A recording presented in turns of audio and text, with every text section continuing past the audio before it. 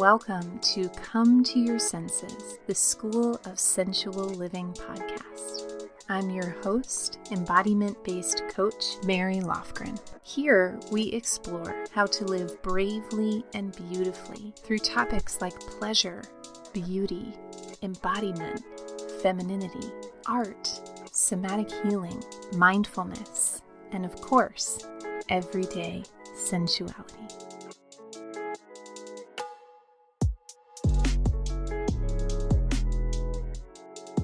Hello, everyone, and welcome back to Come to Your Senses. I am so excited to talk to you about today's topic, which is a feminine approach to mindfulness. So I remember once hearing Tantra teacher Dawn Cartwright talk about how couples that she worked with would always come to her with this assumption that if they had to work on their sex and sexuality and connection, that there was something wrong with them, that this isn't something that should have to be worked on, that it should just be instinctual. And she made the comparison that sex is kind of like posture in our modern day and age, where if we were living primal instinctual lives as our bodies and systems were designed for, we probably wouldn't have to do things like remember to sit up straight. But because of all of the conveniences and conditioning of our modern lives, our body naturally bends to have a less than optimal posture. So we have to continually course correct. And that the same is true for our sex life. And I would say that the same is also true for our ability to be mindful and to be embodied in a state of presence. So I imagine that for our human experience, there was a time where we didn't need to practice being mindful and being present. You know, I remember seeing a New Yorker cartoon once, and it was a picture of a dog and a human sitting on a bench, and they show a little thought bubble of the human, and the human is thinking about their job and their spouse and their apartment and all these kinds of things and worries and fears and anxieties. And they're looking out at a cityscape. And then they show the thought bubble of the dog. And inside the thought bubble is just a mirror image of the cityscape. You know, I look at animals, and animals don't need to practice mindfulness. But with all of the advances and distractions of modern life, being able to be present is something that we must come back to and something that we must practice. And when I was writing this episode, I was sitting in a room with a couple of other people who were also working, and as I looked out over this sea of computers, I was really struck by how here we are in this miracle of nature, this miracle of a body, this human life, that in our day-to-day gets reduced to how the mind can command the fingers on a keypad. And that the consequence of that overemphasis on mental activity is that our frontal lobes, the processing and more cognitive linear aspect of our brain, becomes a little top-heavy. We've got Dolly Parton-style frontal lobes, which results in an experience that yogis will know as chitta. And chitta is just another word for chatter in the mind. In fact, some define yoga itself as being freedom from this chitta. And I want to acknowledge that chitta is a Sanskrit word. My pronunciation of it is very westernized, but if you want to look more into that and research more into that, it's spelled C-I-T-T-A. And so one of the ways that I know that I'm in this state of mind chatter is not just that experience of feeling like there are multiple tabs open in my mind, doing a lot of things, but feeling like I'm not getting enough done.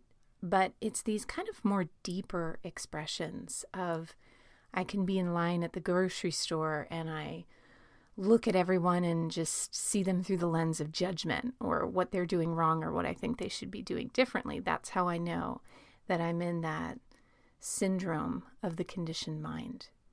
Another way I know that I'm being led and guided by my mind chatter is when I'm in these binaries of screw you or screw this. These fight or flight responses where I'm either in rebellion, hyper rebellion, or in hypercriticism. And so if this mind chatter, this chitta, is one of the ways that we stay asleep as we move through our lives, consciousness and the practice of meditation is one of the ways that we wake up. And in working with my coaching clients, this is one of the main things that people come to sensual living in search of, is this ability to be in a beautiful or intimate or tender or alive experience and actually take it in and be penetrated by it. I'm sure you can relate to the experience of looking out at a sunset or looking over at your partner first thing in the morning and thinking, I should be feeling something more than this. Why is it that I feel so numb? Why is it that I can look around at this beauty and see it with my eyes, but I don't actually feel it in my body or in my heart?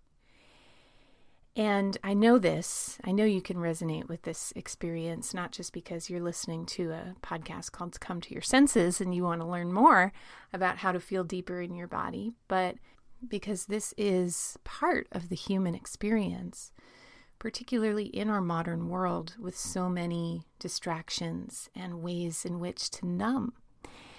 And so meditation and mindfulness are ways that we can begin to melt that freeze on the exterior of our cells and our nerve endings and clear the traffic jams of worry and fear in our minds so that we can be more open, more receptive, and more receiving of our own aliveness.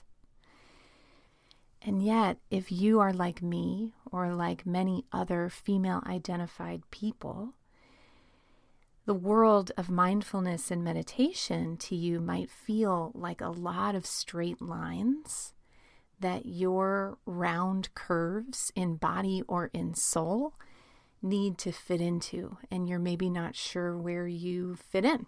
And one of my favorite books on this topic is called Meditation Secrets for Women. It's by Camille Maureen. And Camille says, the field of meditation has not just been a man's world, but a monk's world. For thousands of years, monks have been the primary custodians of the knowledge of meditation and the creators of its techniques. So naturally, it has been designed to meet their needs. Consequently, most teachings on meditation are still shaped by attitudes that worked in the distant past for reclusive and celibate males. Most teachings just do not comprehend the female body and psyche.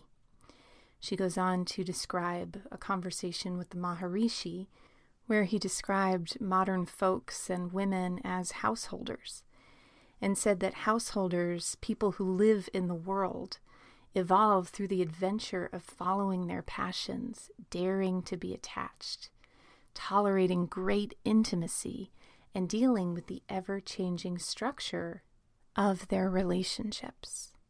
The householder path is to get in touch with your inner peace and then go out and be dynamic and actively work to make the world a better place. And I just adore this book, and I can't really can't recommend it enough.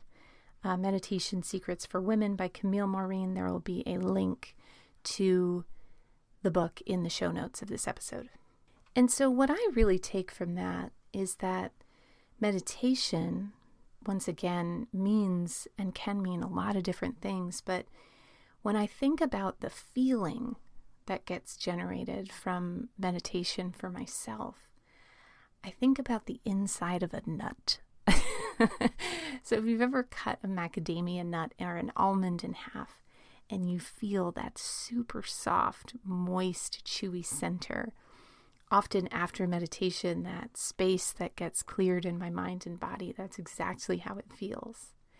I think about images of the Buddha and how the Buddha is often smiling and has this very contented, corners of the mouth lifted smile that comes from being fully in the moment, fully in the body. I think about the sensation of a wave gently lapping against my legs, or when I look up at the night sky and I see the stars and I see the contrast of the space between the stars, mimicking the space between my thoughts. And seated meditation is a wonderful way to access this sacred pause. And what I want to share with you now are a few other ways that I notice help to drop me into the present moment in a way that feels inclusive rather than exclusive of my feminine nature. And so the first is beauty. Since I was a little girl, I have always known that beauty just drops me right into the present. And I had an experience recently where I spent a little more time, I'm working from home like many of us are right now. And I had a morning where I focused a little more time on my beauty ritual, adorning myself with makeup and curling my hair and listening to my favorite music. And I felt really filled up and really nourished and really embodied as a result of it. And later in the day, I was playing with a toy with my dog Winnie. And when throwing the toy, I knocked over a picture frame. And what I said when that happened was, "Whoopsie." And I was struck in that moment how usually around that time of the day, I feel tired and I feel cranky. And if that had happened, I probably would have shouted an expletive. But because my cup and my sensuality had been satisfied by the morning ritual of beauty, I felt so much more buoyant and so much able to be present and resilient and flexible with the ups and downs of the day due to my beauty practice. And in my embodied intelligence coaching program, this is one of the things that we really focus on is in addition to the deep inner work of embodiment in our coaching sessions, is how do we bring that embodied awareness into your life, in your wardrobe, in your beauty rituals, in your skincare routine, and in your home, not just as a tool for pleasure, but as a tool for greater awareness, healing, and heart opening. And one really simple way that you can try this out is the next time you're putting on your body moisturizer. I have a little jar of Body Shop body butter with me here. And there are so many times where we just after a shower just slap it on.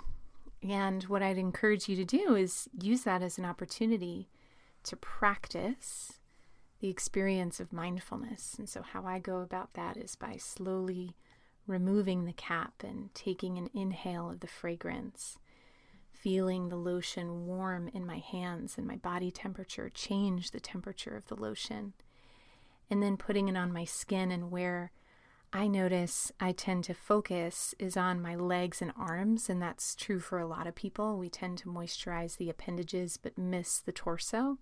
Really don't know why that is, probably because those parts are most exposed. But what I like to do is I like to really focus on my tush and on my belly and on my breasts and give my whole body a really thorough rub down of this deliciously smelling body butter and make sure that every inch is tended and caressed and cared for.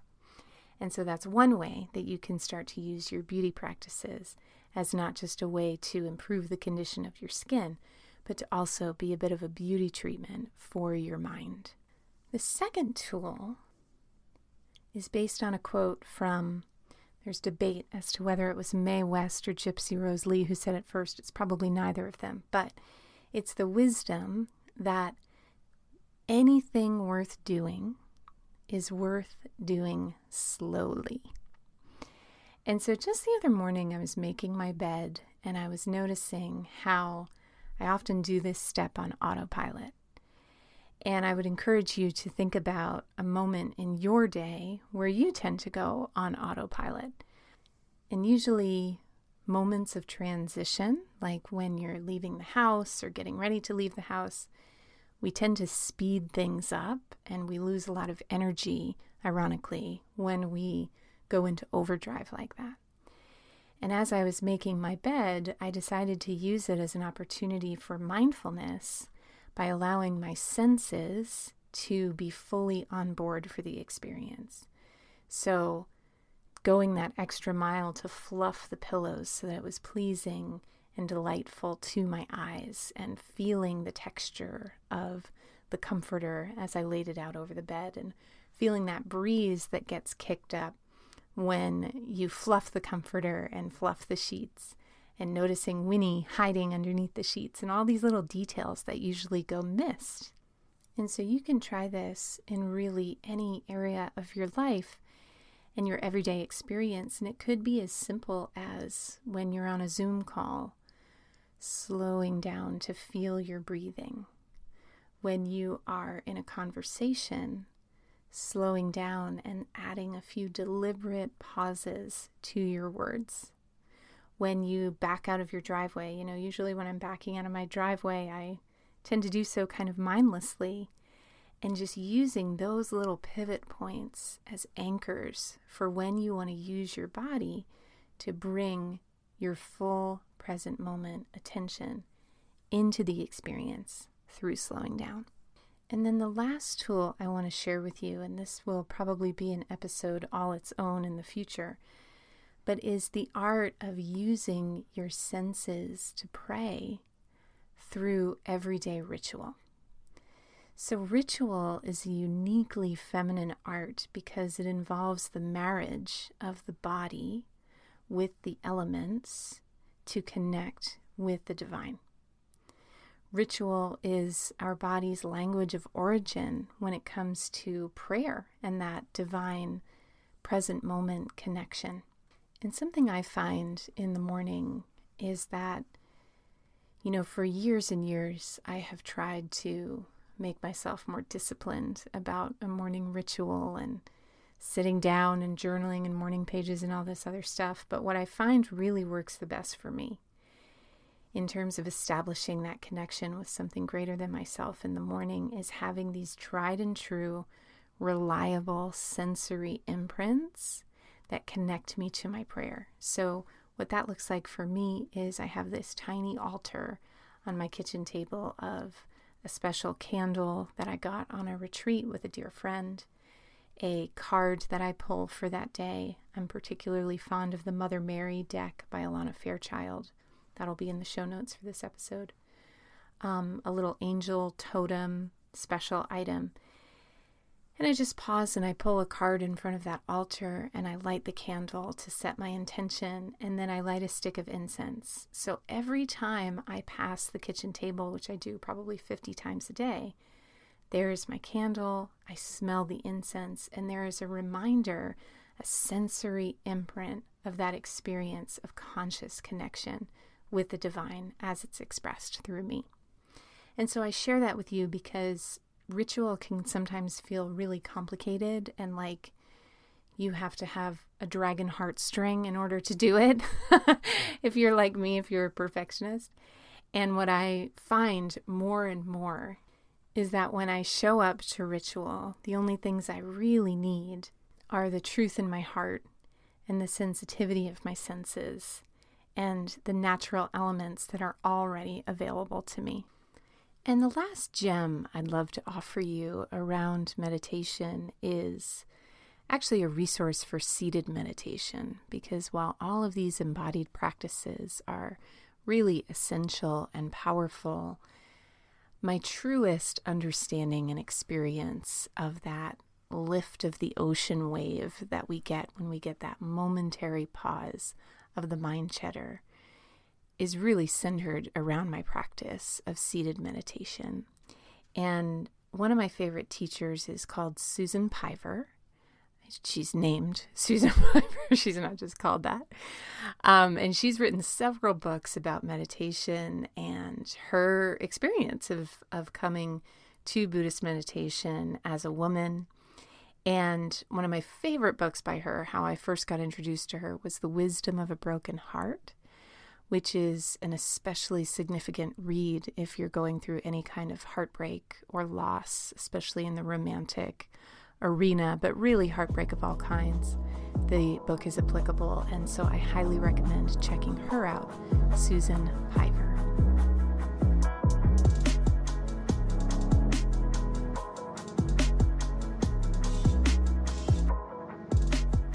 And before I leave you for today, I am experimenting with bringing back a feature, a little bonbon of dessert at the end of the episode called Swoon.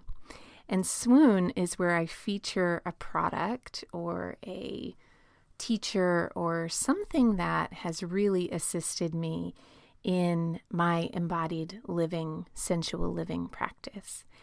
Today's swoonable treasure has to do with the mindfulness technique that we talked about with beauty, and it is called the Kate McLeod Body Stone. I was first introduced to this by my friend Britta Plug, who's an esthetician, and it's basically a massage bar, like a really luxurious bar in the shape of a stone that is filled with deliciously nourishing and hydrating ingredients like coconut oil and shea butter, and it melts at the perfect speed with the temperature of your own body. So what you do is you take this stone and you slowly massage it into your skin, and it just gently melts into your skin. They have multiple aromas. Their daily stone has a rose kind of sandalwood, lightly floral aroma. Their sleep stone has relaxing aromas like vetiver, more woodsy scent. They also have a non-essential oil stone. And if you would like to experience the delight that is the Kate McLeod Body Stone, go to schoolofsensualliving.com/stone to check it out.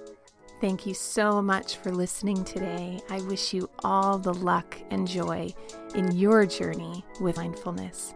See you next time.